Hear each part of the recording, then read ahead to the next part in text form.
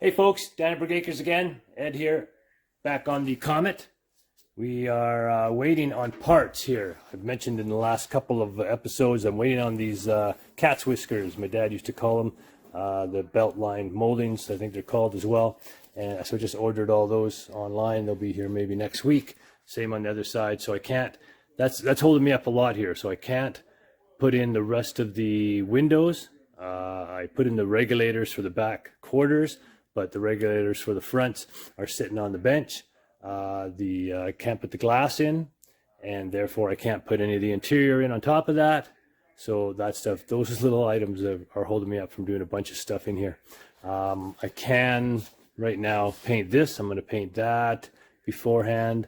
I'm going to make the holes for the seat and bolt the seat down. I'll put some of this trim on. I don't want to put too much trim on until I test the motor for the top, which I'm going to do.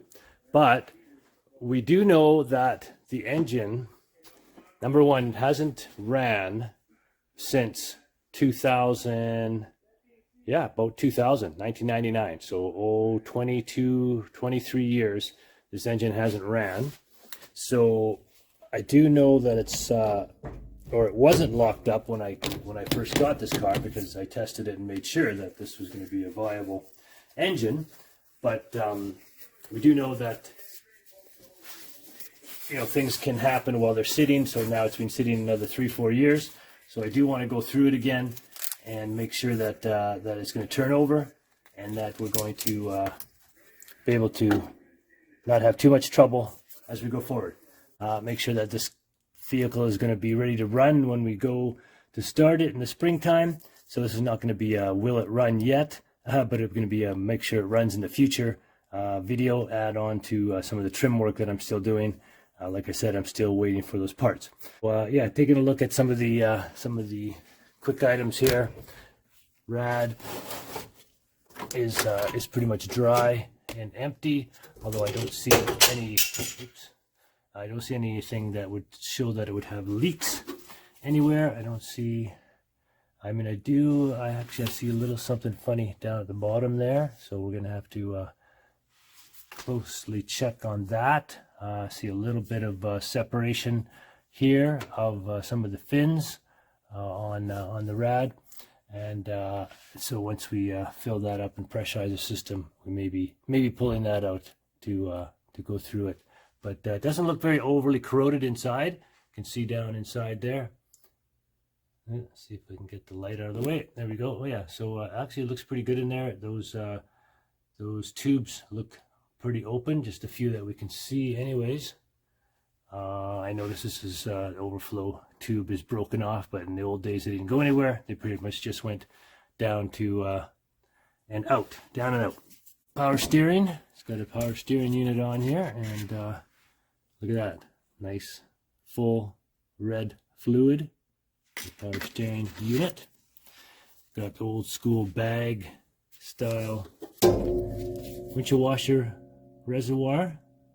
Dirty, needs to be cleaned up. I do have oil and filter for it. I did order a fuel filter. It's on its way as well, so we'll get that sorted. And then yeah, I want to pressure wash all of this. There's a ton of grease and oil down there. I don't think anybody ever did any engine washing in this vehicle since since who knows when, since it was new maybe. Going to go through it here and pull the plugs out. Again, make sure that that the cylinders look okay inside.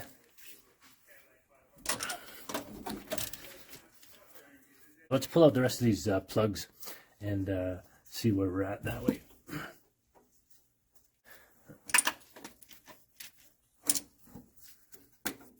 Everything's old enough that the wires are going to sit exactly where they are, and won't have to mix anything up. Look how short they are too. They're must be, not sure if that's factory wires still. It does. I mean, it looks in pretty good shape, these wires, but they not sure if those are factory wires, but they look like they've been sitting there for an awful long time. These are moist. Nice to see. not moist with water, moist with oil. So that'll be from the first time that I sprayed the stuff down there.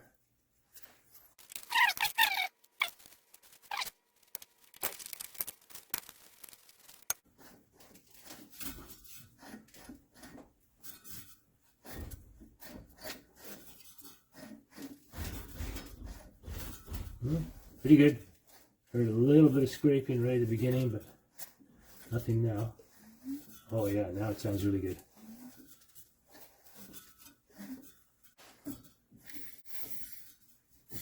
Oh yeah, listen to that. Listen to that. Oh, could you hear that? I don't know if you could hear that on the video, but it sounded like some compression there. Could almost bump it over and see what kind of compression we get. What are these little guys, I think?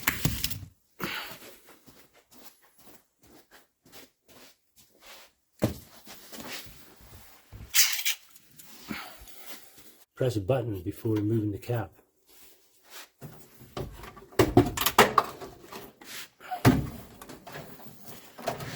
I had the charger in there testing some electrical. I like to use a charger instead of a whole battery.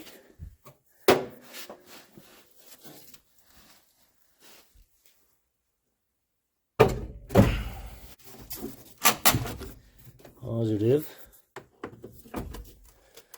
Let's see if we can find a negative. Oh, here's a negative. Oh, I should turn that battery around. It's a pretty short negative.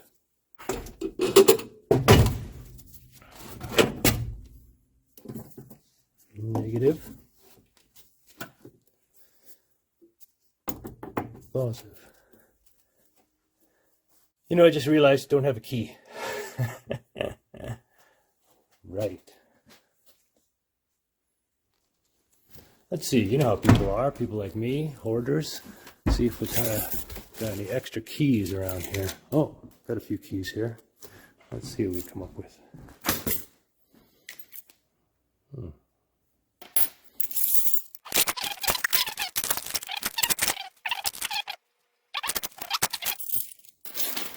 I just took the whole basket.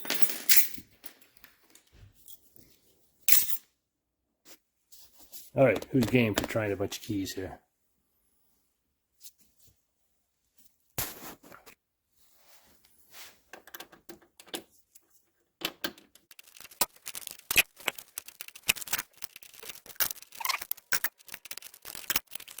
Wiring here in a second. Oh, look at that one. Just slipped right in.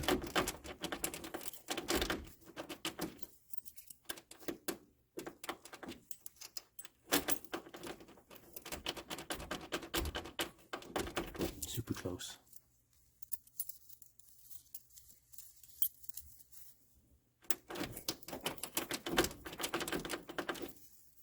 I had the keys for this vehicle. Don't know where they went. Yeah, right. Power probe to the rescue.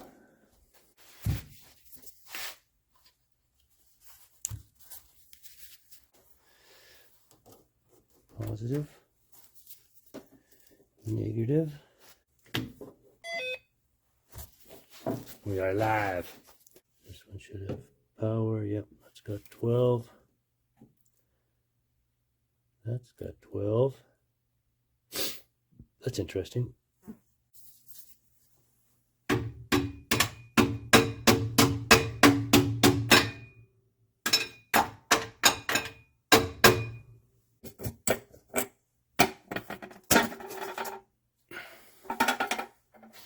Tiny little 2-barrel carb. Tiny little 2-barrel carb. Choke was a little sticky there. It turns out the starter is stuck, so we are going to juice up these cylinders and turn it over a bunch more times and see.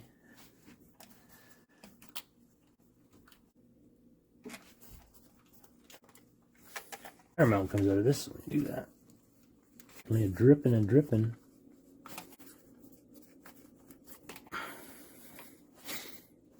3-in-1. You know it's good because it's orange.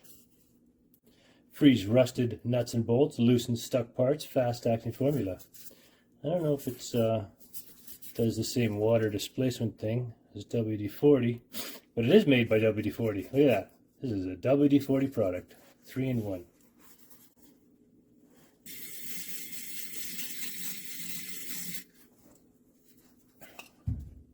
I can turn it a bit more.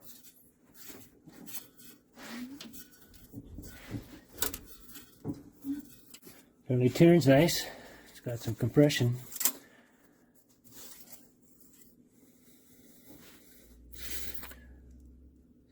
At the full mark, doesn't feel like it has any gas in it at all.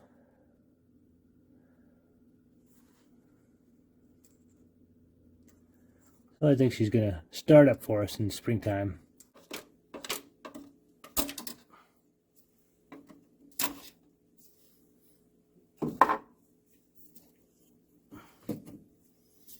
Looks pretty clean in there. Oh, so it's like a new cap and rotor. Oh yeah, look at the points. They look like they're in good shape. Flat. I might as well check that gap while we're at it.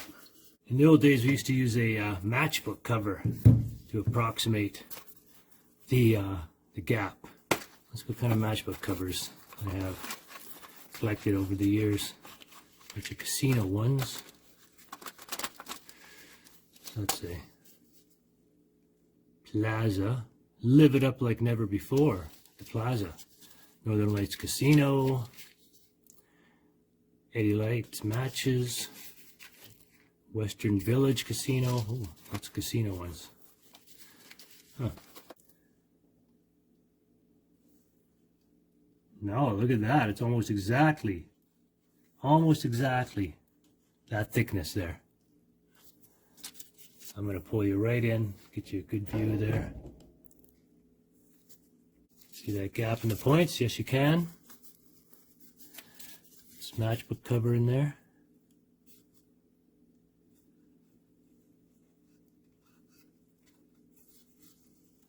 I can't actually see with my own eyes here.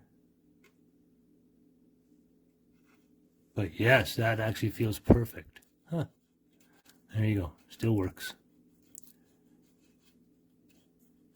Matchbook cover points. That's a 032, just a little tight in there.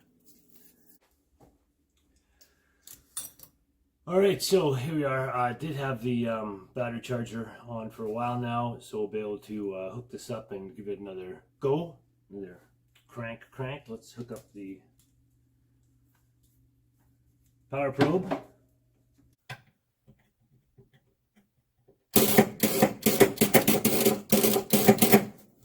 Solenoid is actually funny.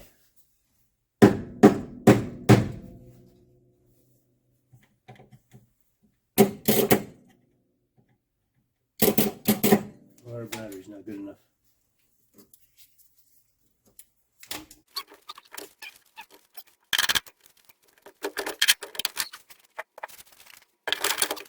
Can't find my battery cleaner, so let's go with the brush here.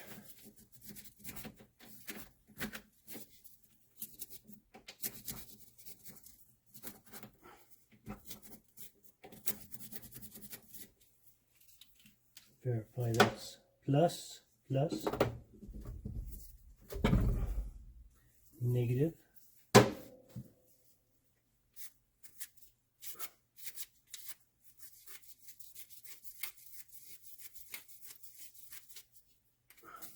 Pretty good there.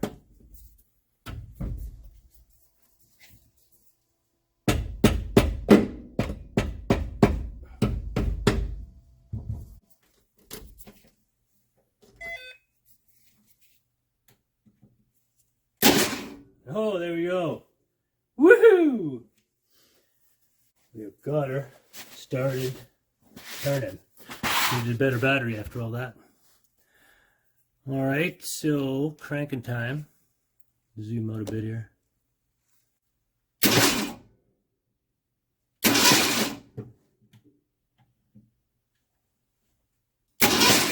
Yep.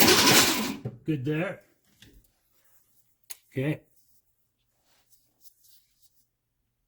Yeah, that's got to be dust flying around in front of the lens. Okay, so we're good there. So we're going to close this up. There we go. Okay, got that sitting properly. We have, you know what? Let's skip the compression test.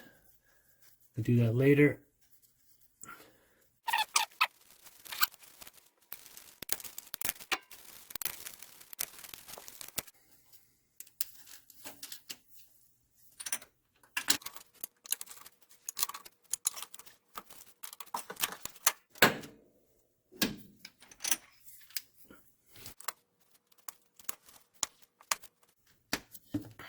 I want to disconnect this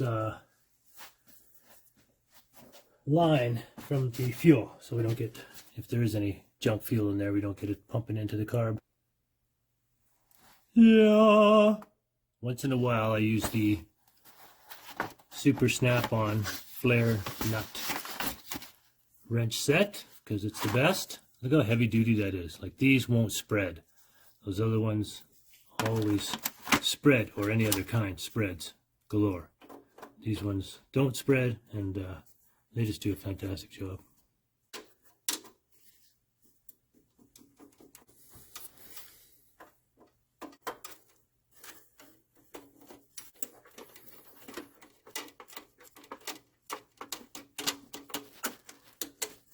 All right, how about this?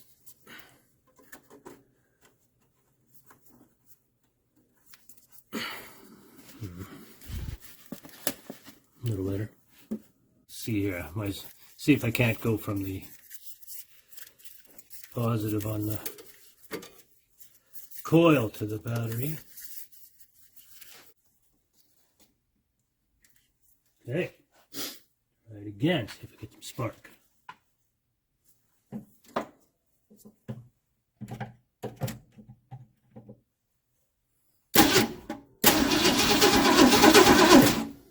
Still no spark.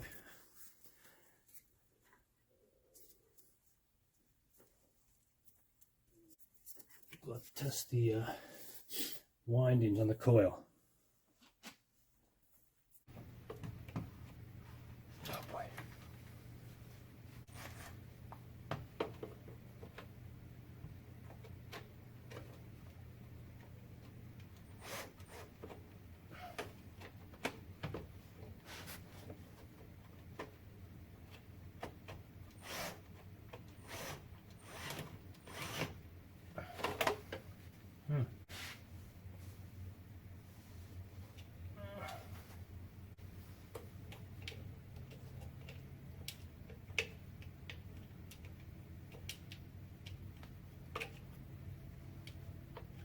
That's almost the right tool for the job.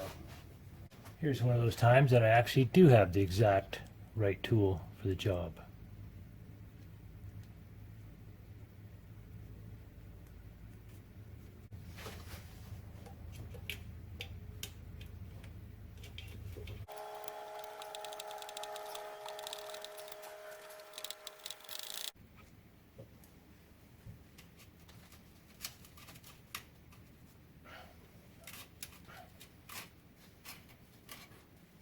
That's been in there a while. That has been in there a while.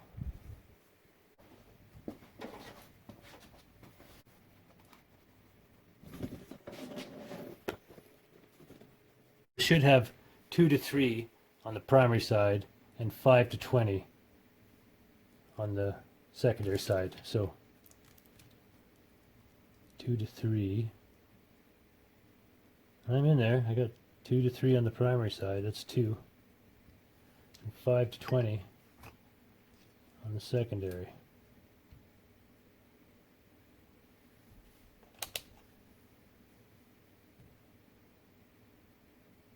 And then I got almost 8.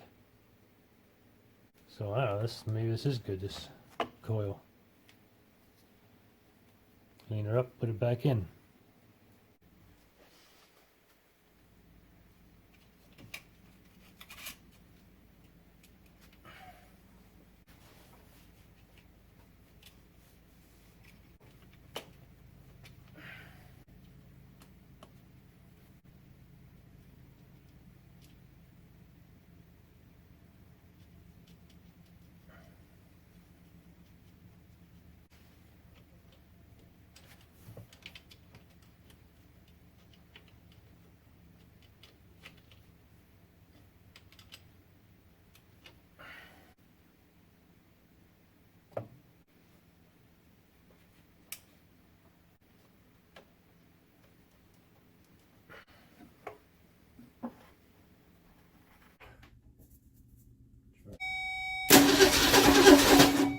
No spark. All right.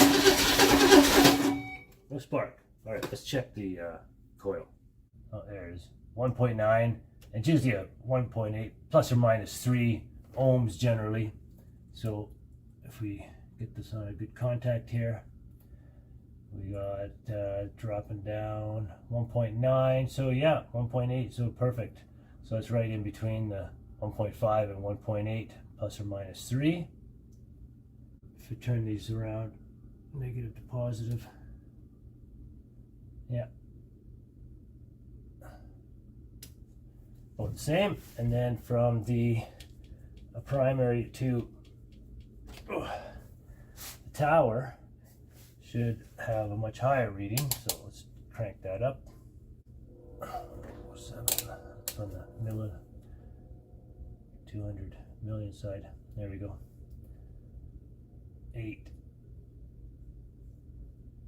8,000. So it's pretty low. It should be 8 to like 15,000 ohms, and that's 8,000, or not, or under 8,000.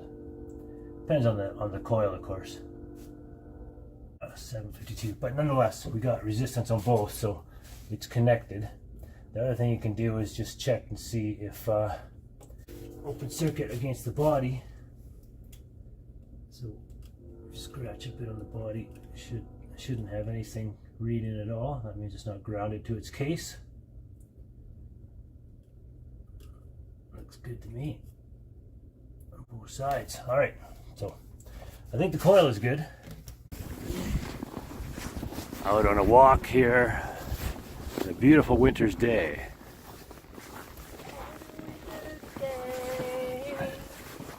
So we did check the coil. I checked the coil again. The coil is good, actually. New day today. Coil is good. Still don't have spark though. I'm not sure if that's because you don't have power at the coil or to the distributor. So just trying to get that sorted here. Let's see again. Definitely have cranking. So right now we should have 12 volts going to the coil. And we do. Oh, that's the coil wire that I have hooked up. Let's see if I disconnect this.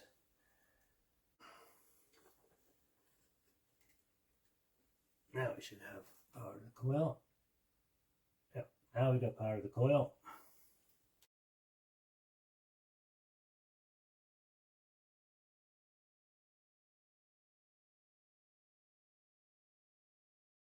We're out for a walk today with Danica the dog, Shannon the missus, and Colby the oldest. And here we are in our little neck of the woods with nary a tree in sight, unfortunately. Oh, there's a few trees here and there on yard sites. Not so much on our yard site. Ours is a newer yard site. Need to add some trees. Just went over to the neighbors there. He's finishing up his cattle barn. What do you think? What do you think, Danica? Huh? No video? Oh, you don't want the video, do you? Come on. Come on. Come on.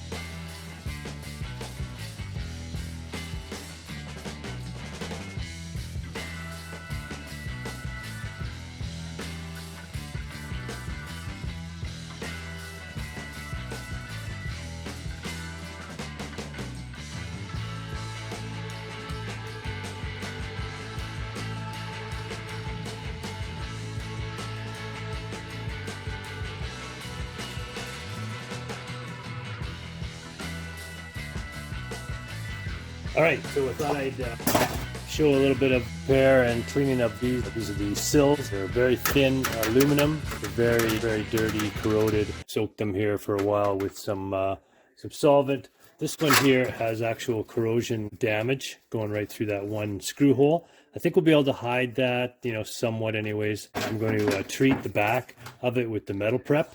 Same stuff in Piclex and navel jelly and all those kinds of things, and it totally transforms rust from an active substance to an inert substance, and hardens it and makes it better ready, preps the things for welding too.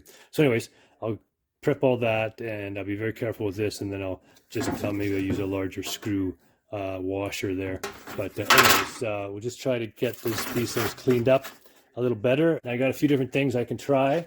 Plastic, this one here is, you know, if I could say plastic wire wheel, kind of a wire wheel, but plastic. I don't know what I'm trying to say. Here's a wire wheel, but a real wire wheel. Now, this is probably pretty aggressive. It's a kind of a stiff wire wheel. If this was really lighter weight, it might work, but this is really thin aluminum. And then here's a Scotch-Brite type wheel. There's the Roloc is a brand name, but Roloc has a little thing here that clicks it on. This is just Velcro that sticks to these, but these are just 3M Scotch-Brites. And then what else? You know, might have to do a little work by hand here. This is a wire brush. And then here's some nylon brushes, but I don't think the nylon brushes are going to do anything. This one's a brass brush. I don't think that's going to do much either. So anyways, let's get to work on this stuff. First, I'm going to give it all a rub down.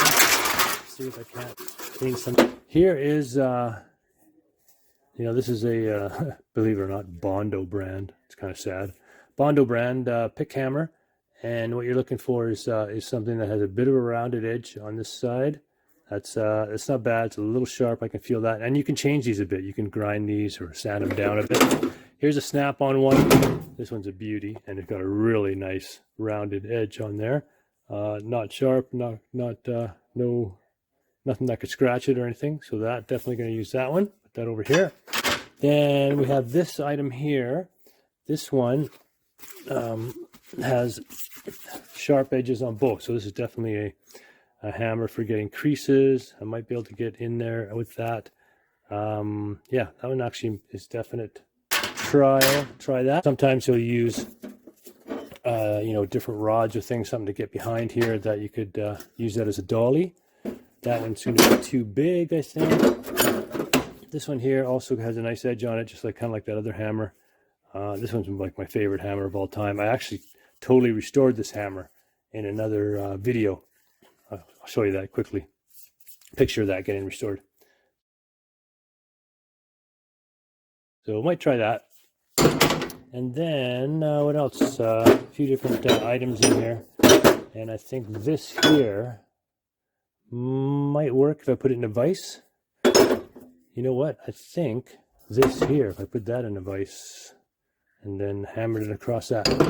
Anyways, let's not use those. There we go. That's what I wanted. Look at that. That might just fit right inside here. Yep. That would fit in there. Then I could hammer against that. And what you do is use a piece of steel like this. So I always have this one on this bench. It's kind of like my body work and cleanup bench. Have all my body grinding discs and different kinds of sanding and cutting discs for the angle grinder in there. All right. So, I was talking about this piece here. So this is a huge piece of heavy steel that is good for an anvil. You can move it around to get the edge, use the edge on it. All right, so we're looking at this damage right here. And then both cameras. Let's move this camera over a bit. Okay, let's get a little bit more light here. Perfect. Okay, we'll use that. Now, see, you want to get this flat side there. So put that on the edge here. Flatten down this a bit.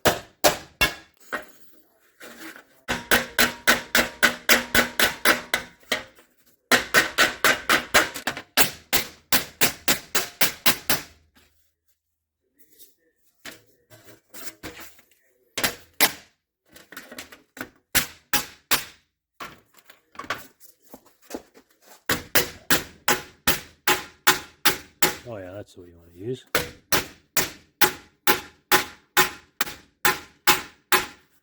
Perfect. There we go. That came out quite a bit. Now you want to get it from this side too. That's where this might come in handy.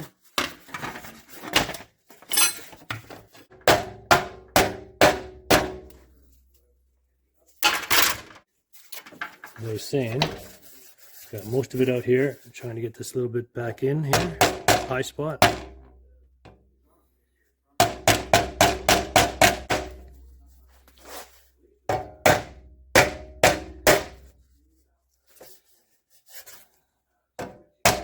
Keep rubbing your finger over it to make sure you can feel the highs and lows. That actually looks pretty nice. Let's rub some sandpaper on there and then you can see the highs and lows. 80 or 40? 40. That might be a little too aggressive, but just going to touch it on there and then you can see the highs and lows. And then once you get it really close with the hammer and the dolly, then you can file and or sand it to get the highs and lows out. So there's a little tiny low spot there. It's not, sandpaper is not touching it. Not sure if you can see that on the camera, but shiny. Let's see, where are we? So shiny, and then dull, shiny again. So low spot there. This one on the other side, right here.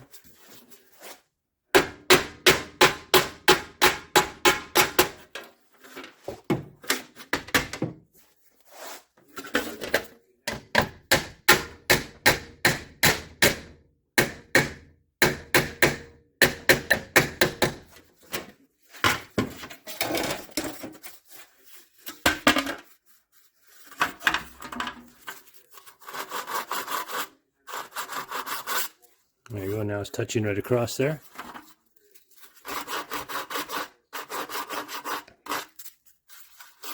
Still a tiny, either it's a, I think it's a high spot on this side.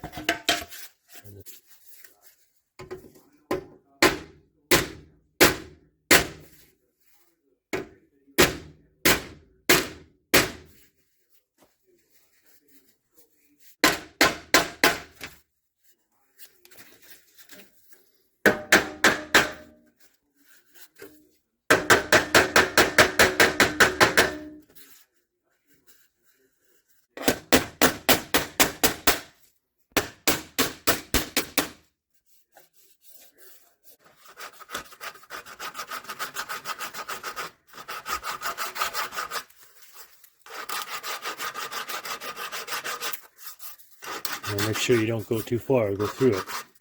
Super thin. Or make scratches that are too heavy to get out. Alright, let's try some lighter sandpaper. Here's some 220. This is some 220. Stick it, just get a little bit of this. And let's find something flat to put it on. Can I put it? There we go. This will work perfectly. A little stick. Wrap this around here.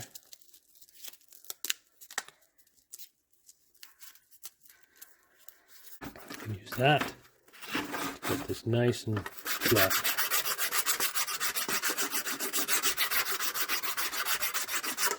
Perfection. Look at that.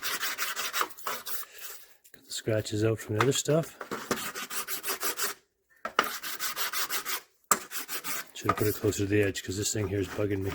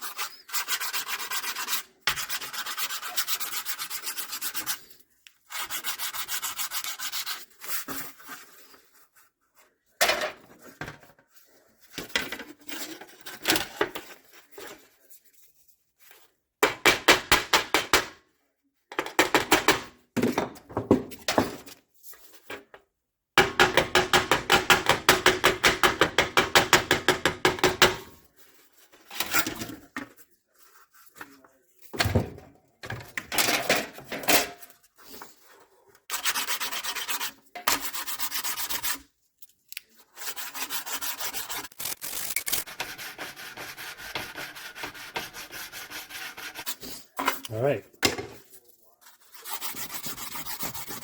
Steel wool.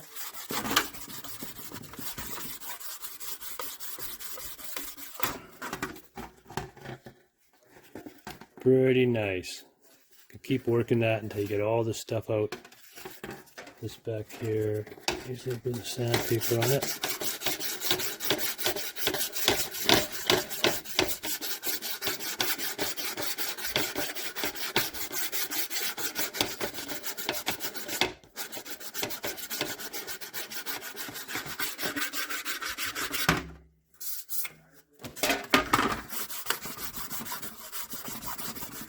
That's pretty good. The 220 to the steel wool works pretty good. Get the scratches out.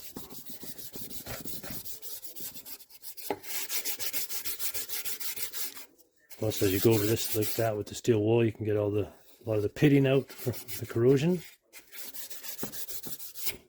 And of course, if you really want this to shine, you put it on the wheel. So these lines here, these are tough to get cleaned. I think it's just a lot of elbow grease, but let's try this wheel on the recharge.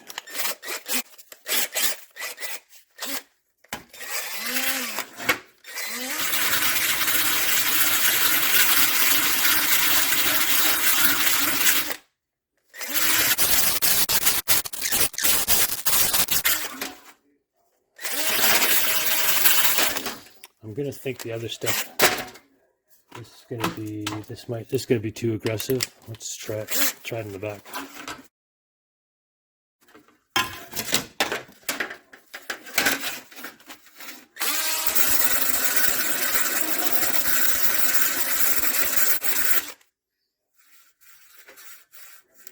Yeah, I think it's gonna scratch it. It's good to get this corrosion out of here.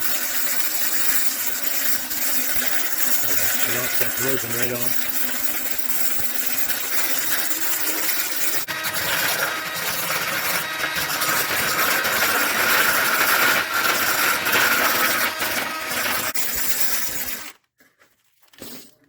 Oh, I just noticed that I'm missing this giant piece here.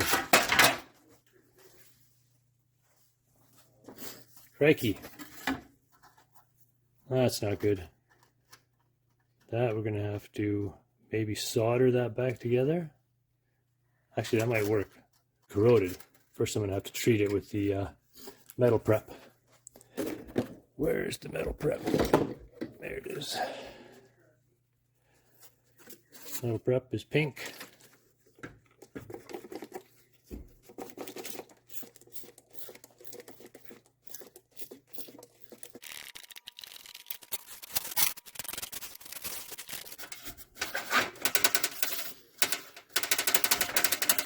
Get it all in there and let it sit. Both sides of this piece here.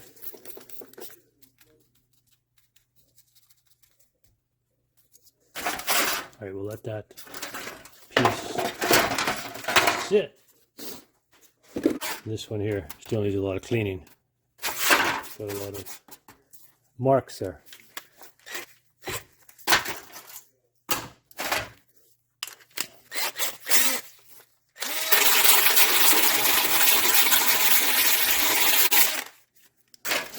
Alright, let's try this. Well, that actually works pretty good too. Although it won't take that corrosion out of that. Combination of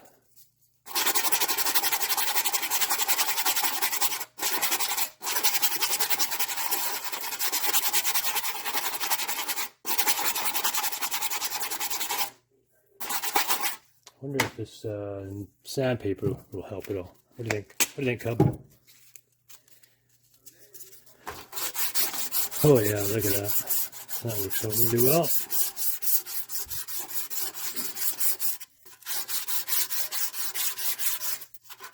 Alright, start with that along this edge.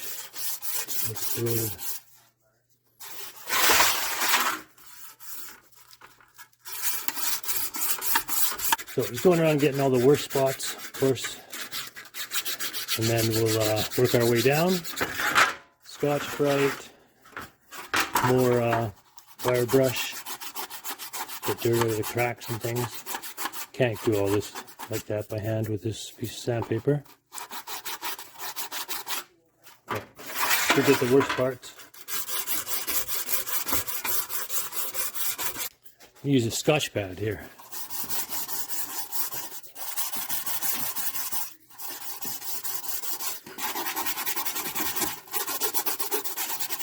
we're going to do, let's get a clamp.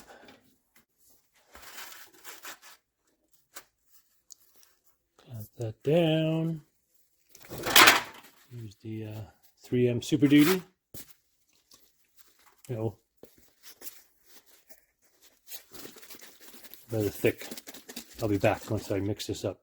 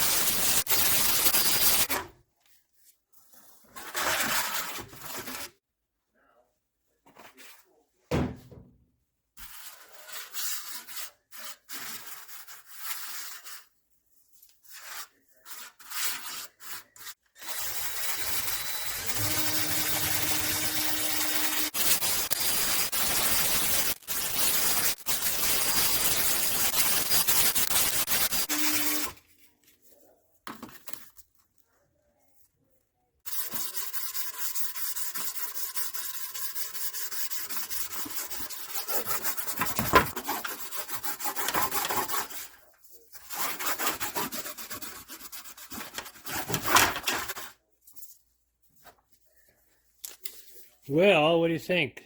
This one versus that one? Still got a ways to go, but she's looking fairly decent. Hard to tell with these lights on. Too shiny or too dull. In real life, it looks really good. A little bit more to get in between some of these lines and those. And yeah, once we wash it off too, all the grime and cutting polish off and whatnot, it's going to look good. So, I'm going to soak this part one more time, make sure this is nice and wet to sit, and continue to decorrode. How do you want to put that? Let the corrosion get worked on. I'm going to go in and watch.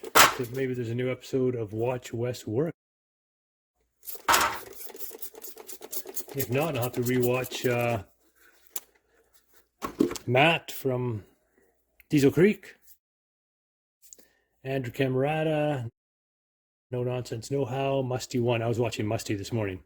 He had a good episode on breaking carbs, redoing carbs. After all that experience, he's funny sometimes. Keeps going, trying to fix old carbs by manhandling them. I've actually done that with carbs. I had to drill out and replace with the larger the brass bushing that holds the flap on top, the throttle blade. And yeah, on the old Merc 46 Merc that I had, picture of it around here somewhere. There it is there. I replaced carbs on that. And then I had another hot rod that I had put dual, single Holley carbs on it with a high-rise manifold. And yeah, those got worn and then would suck a vacuum, get a vacuum leak, and you'd have to do that repair. So anyways, thanks for watching this episode. We will continue on the Comet.